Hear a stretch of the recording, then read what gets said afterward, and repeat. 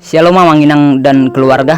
Kita bertemu kembali dalam Renungan Carpe Diem pada tanggal 21 Maret 2022. Kita bernyanyi dari buku ND nomor 256 ayatnya yang pertama.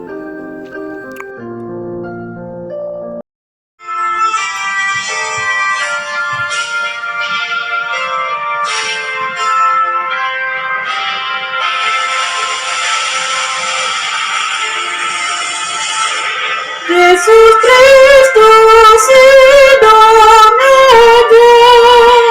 Ina bakini amana, manggung bumi sesudah, manggung bumi sesudah, jalanan sangat jurman. Tui bala lumar Tuhan, karena Tuhan nabe, karena Tuhan nabe. Firman Tuhan untuk kita pada hari ini tertulis dalam Wahyu 11 ayatnya yang ke-15. Demikian bunyinya. Lalu malaikat yang ketujuh meniup sangkakalanya, dan terdengarlah suara-suara nyaring di dalam surga. Katanya, pemerintahan atas dunia dipegang oleh Tuhan kita, dan Dia yang mengurapinya, dan Ia akan memerintah sebagai Raja sampai selama-lamanya. Demikian firman Tuhan. Amang Inang yang terkasih, dalam waktu belakangan ini banyak terjadi hal-hal yang tidak kita inginkan. Mulai dari bencana alam, misalnya seperti longsor, banjir, bahkan radikalisme, musibah tertentu, juga pandemi Covid yang sangat mempengaruhi kehidupan kita, dan juga peristiwa-peristiwa lain yang sangat mendukakan. Tentu hal ini membuat kita khawatir dan mungkin saja membuat kita bertanya-tanya, di manakah Tuhan? Kepada siapakah kita meminta pertolongan? Bapak Ibu yang terkasih, pada masa awal gereja, pada masa gereja mula-mula berdiri, juga selalu diperhadapkan dengan penganiayaan dan penderitaan. Demikian juga jemaat-jemaat pada waktu itu, di mana kitab Wahyu ini ditujukan. Mereka menderita oleh karena memilih beriman kepada Yesus Kristus. Mereka menderita karena memilih Yesus Kristus sebagai Tuhan dan Juru Selamat mereka. Tetapi Wahyu Yohanes memberi kekuatan dan pengharapan kepada umat untuk tidak takut mengalami penderitaan tersebut. Sebab pada akhirnya Yesuslah yang akan memberi kemenangan.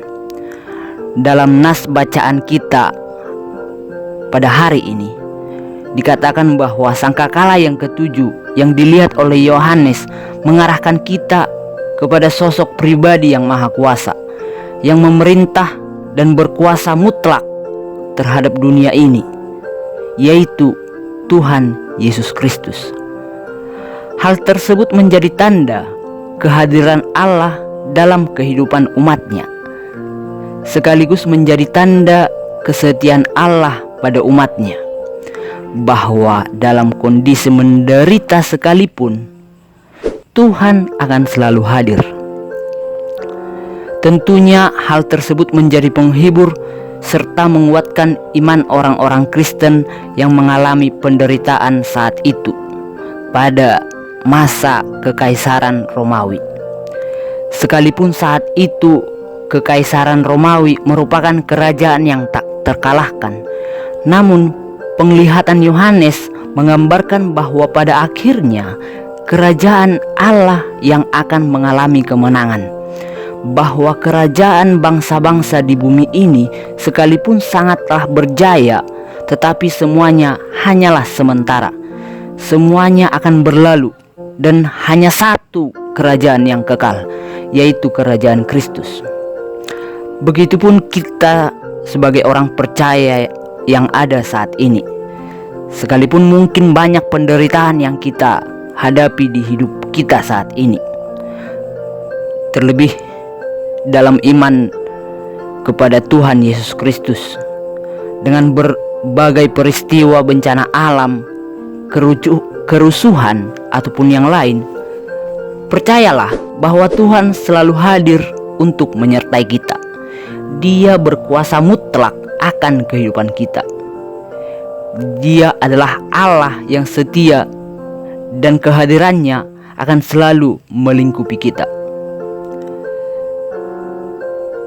Terlebih, kehadirannya akan menolong kita dalam menghadapi perkara-perkara yang ada di dunia ini.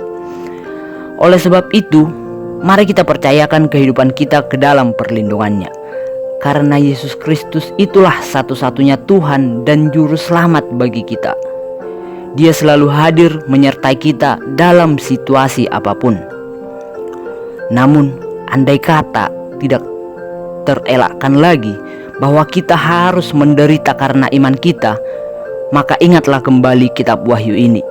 Ingatlah kembali pesannya bahwa pada akhirnya Kristuslah yang menang atas kuasa-kuasa jahat tersebut. Oleh karena itu, taat dan setialah hanya kepada Yesus saja. Amin. Mari kita berdoa. Ya Bapa kami bersyukur untuk firman-Mu yang boleh menyapa kami di pagi ini. Firman yang boleh mengajarkan kami untuk senantiasa setia dan teguh terhadap iman kami kepada Yesus Kristus. Sekalipun kami dalam penderitaan atau penganiayaan, kami dikuatkan bahwa kehidupan kami di dunia ini hanyalah sementara. Penderitaan yang kami alami tentu akan digantikan dengan sukacita di kekekalan nantinya.